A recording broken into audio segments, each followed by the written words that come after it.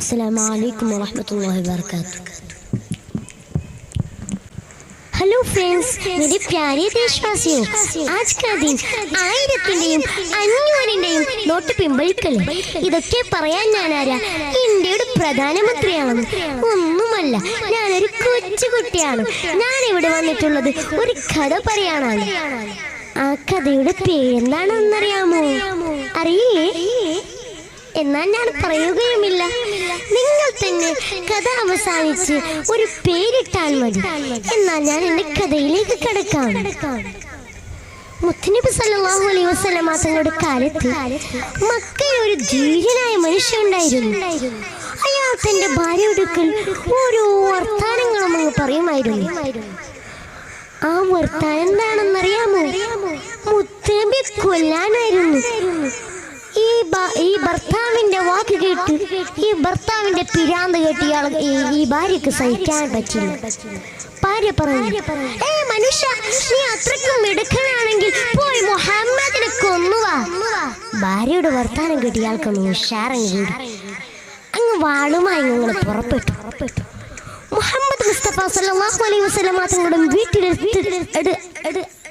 അടുക്കലേക്ക് എത്തിയപ്പോൾ അപ്പോഴാണ് നിങ്ങളുടെ കഥയുടെ മർമ്മപ്രദമായ സംഭവം നടക്കുന്നത്. ഒന്ന് നോക്കിയതേ ഉള്ളൂ. ഓടി വരണേ, രക്ഷിക്കണേ എന്ന് ഒരേ ഓട്ടമോടി.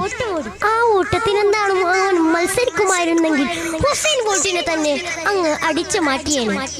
അങ്ങത്തൊരു ഓട്ടം. വീട്ടിലെത്തി ഒറ്റ വീത്തരായി. ഭാര്യ ചോദിച്ചു, എന്ത് പറ്റി മനുഷ്യ? വെള്ളം വെള്ളം വെള്ളം ഇയാൾ ആവശ്യപ്പെട്ടു. ഭാര്യ പറഞ്ഞു, ഭാര്യ ഒരു കുട വെള്ളം എടുത്ത് മണ്ണ്. പിന്നെ അയാളുടെ കയ്യിൽ കൊടുത്തു. അയാൾ അത് തീരത്തോളം അതിനെ കുടിച്ചു തീർത്തു. ഭാര്യ പറഞ്ഞു, കാര്യം പറ മനുഷ്യ. ഇയാൾ പറഞ്ഞു, ഞാനായത് കൊണ്ട് രക്ഷപ്പെട്ടേനെ, നീ നായിരുന്നെങ്കിൽ അന്ന് ചത്ത് വീണേനെ.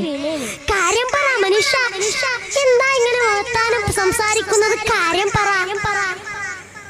ഭാര്യയുടെ ദേഷ്യം മനസ്സിലാക്കി ഇയാൾ കാര്യം പറഞ്ഞു.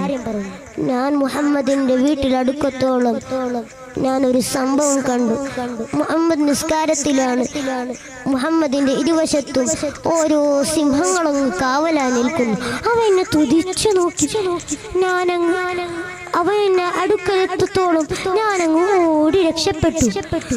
ഇയാളുടെ വർത്താനം കേട്ട് ഭാര്യ അങ്ങ് ഇയാളെ കുറെ കളിയാക്കി. ഇയാൾക്കൊന്നും സംസാരിക്കാൻ പറ്റില്ല. കാരണം എന്താ? ഇയാൾക്ക് ഭാര്യയോട് പേടിയാ. ഒന്നും സംസാരിക്കാൻ പറ്റില്ല. ഭാര്യയോട് അത്രയും പേടിയാ. അങ്ങനെ 40 ദിവസത്തിൽ ഒരിക്കൽ ടോയ്ലറ്റിലേക്ക് പോകാനുള്ള ഇയാൾ ഒരു ദിവസം 40 വട്ടം പോയിരുന്നു. ഈ ബഡ്കൂസ് ആരാണെന്നറിയാമോ? അബൂജഹലല്ലാതെ മറ്റാരെ ഈ ബഡ്കൂസ്? അതേ അബൂജഹൽ തന്നെയാണ് ഈ ബഡ്കൂസ്. അങ്ങനെ എന്റെ കഥ ഇഷ്ടപ്പെട്ടെങ്കിൽ സബ്സ്ക്രൈബ് ചെയ്യുക, ലൈക്ക് ചെയ്യുക, ഷെയർ ചെയ്യുക. എന്നാൽ അവരുടെ അസ്സലാമു അലൈക്കും.